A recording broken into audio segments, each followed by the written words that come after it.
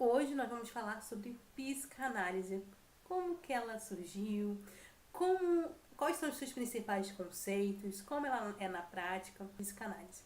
Então, a psicanálise é considerada a mãe da clínica psicológica.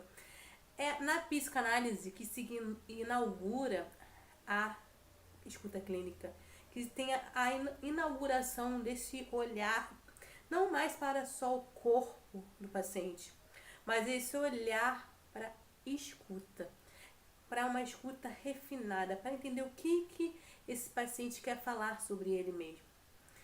E a partir da psicanálise, a gente tem uma prática que sai do saber médico e que se volta para o saber ao sujeito, ou seja, o saber, o conhecimento sobre si está no próprio sujeito.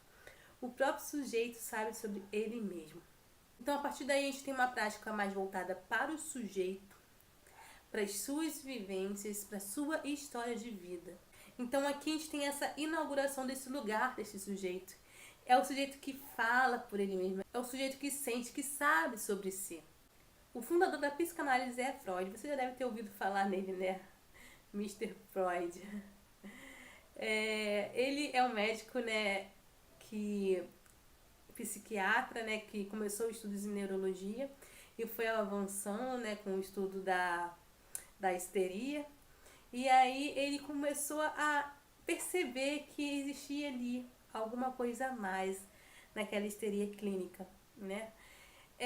Então Freud ele começa a trazer alguns conceitos da psicanálise, né, para a prática clínica. O Freud traz a questão, ele começa a falar, abordar sobre fantasias, sonhos, esquecimentos, e ele percebe que tem alguma coisa ali, né, que deixa escapar algumas coisas. E ele começa a falar sobre essa interioridade do homem, mas ele fala de forma científica, né? A partir de uma escuta clínica, ele articula isso com a teoria. A partir dessa investigação sistemática de Freud, a gente tem aí a inauguração da clínica psicanalítica. E aí, a partir daí, dessa prática de Freud, a gente tem a psicanálise, então, propriamente dito. Freud se formou em medicina no final do século XIX e se especializou em psiquiatria.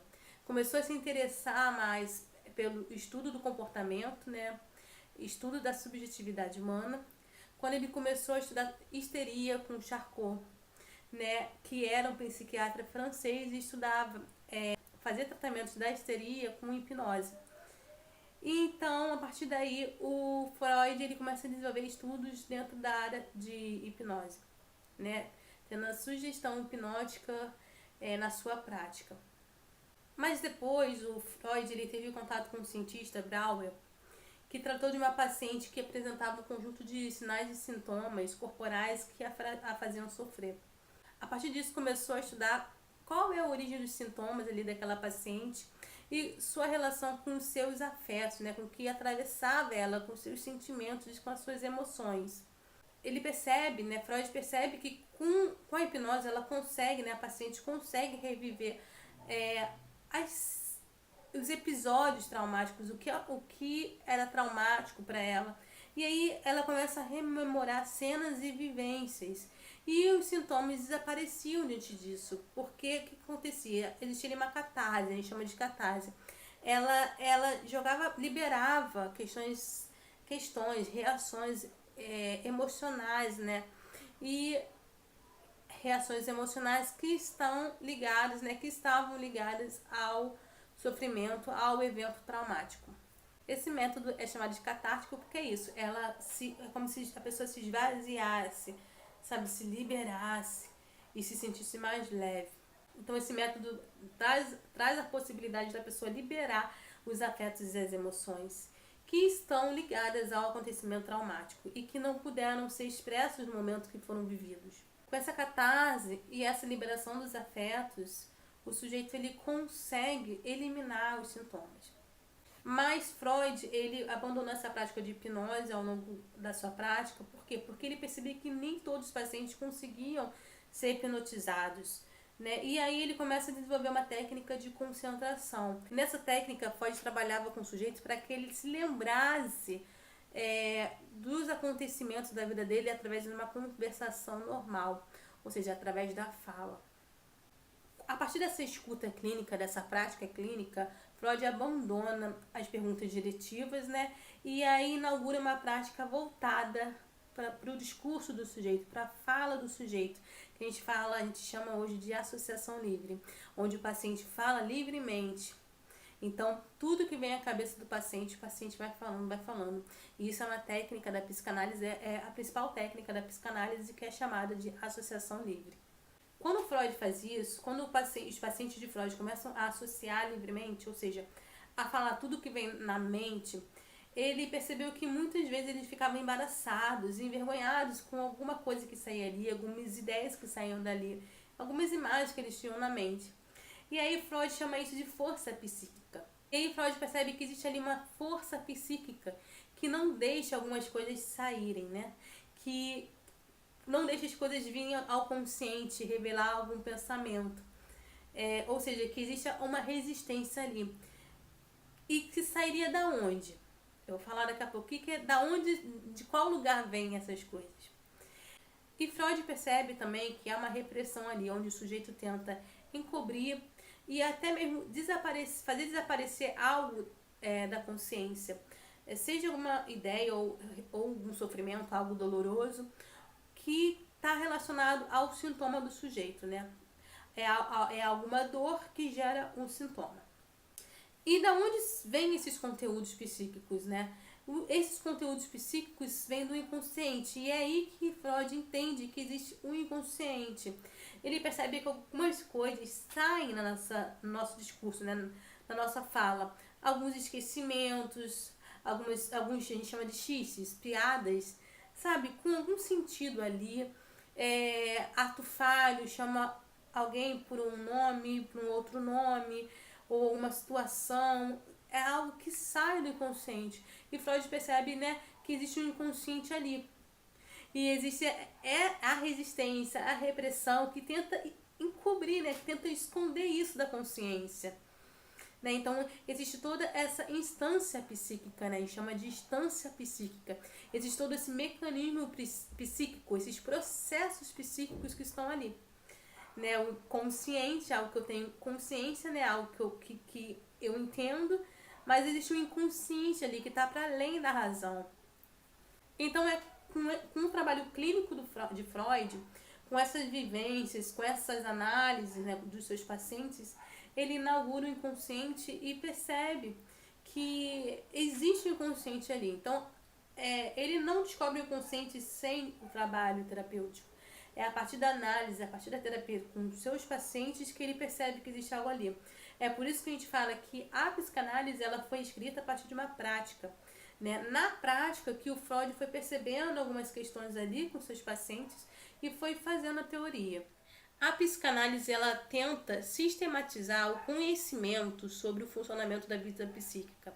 A psicanálise tenta organizar essa instância psíquica, né? Como se dá os processos psíquicos. Então, ela parte de um método interpretativo, onde busca o significado oculto daquilo que sai em palavras e naquilo que sai nas ações do sujeito. Ou seja, existe uma produção imaginária ali do sujeito, como sonhos, delírios, associações livres, atos falhos, que deixam escapar o inconsciente. A principal forma de tratamento da psicanálise é a análise, que busca a melhora do sintoma, né, do sujeito, né, do que o sujeito traz ali como sintoma, através do processo de investigação durante a análise. Hoje a psicanálise é aplicada em várias áreas, vários contextos de atuação e busca também entender como se dá esses fenômenos sociais de acordo com essa relação do sujeito com o meio que está e como ele lida com essa questão do inconsciente. Mas afinal, o que é o inconsciente? Freud, então, ele inaugura esse conceito e vai estruturar o aparelho psíquico, né?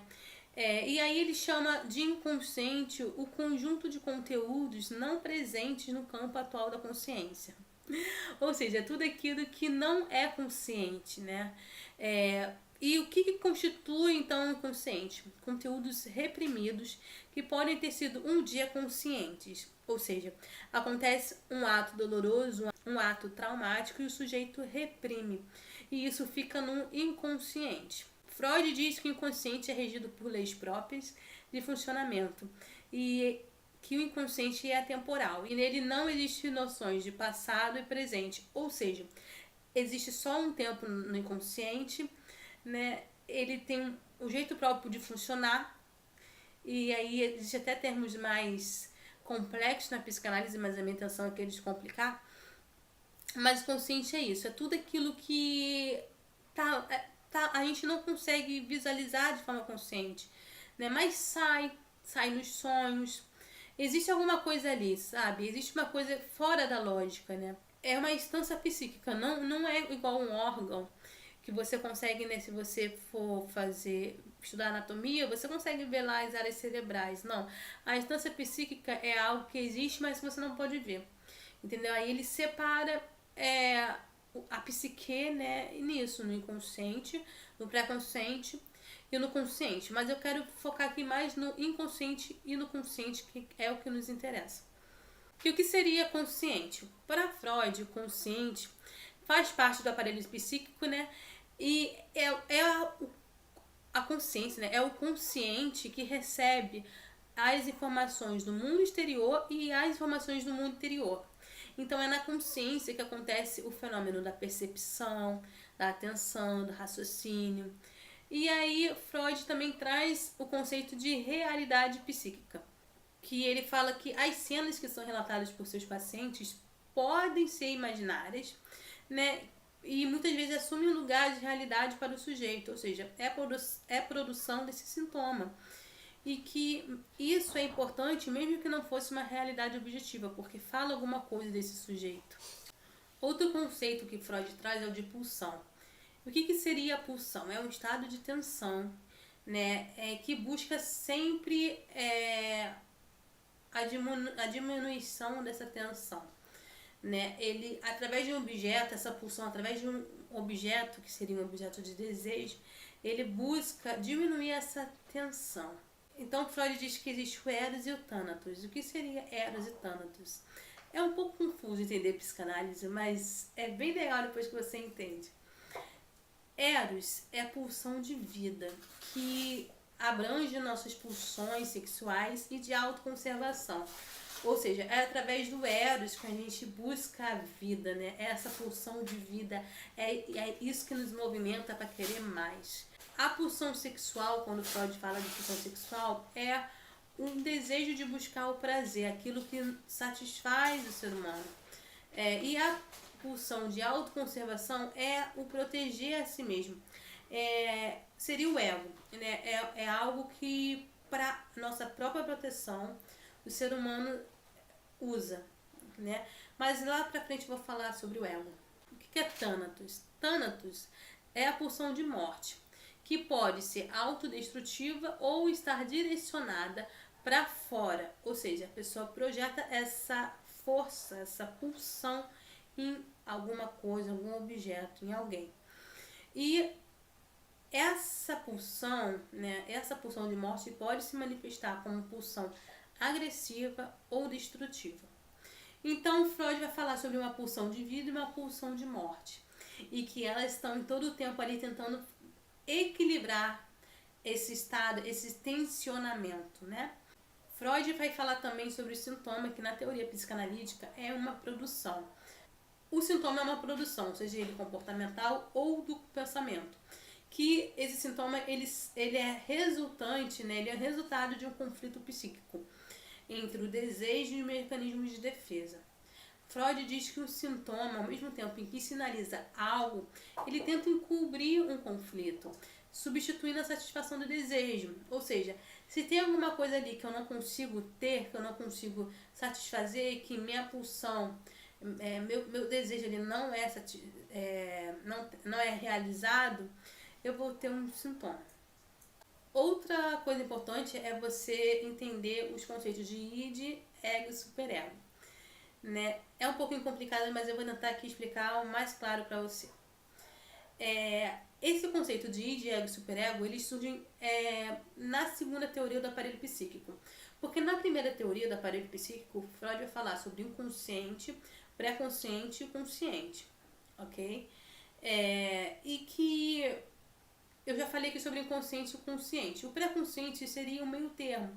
Seria as coisas que chegam até os sonhos, mas que depois a gente esquece. É uma luta ali, algo do inconsciente que quer ir pro consciente e o pré-consciente fica ali tentando, né, manejar o que sai e o que não sai.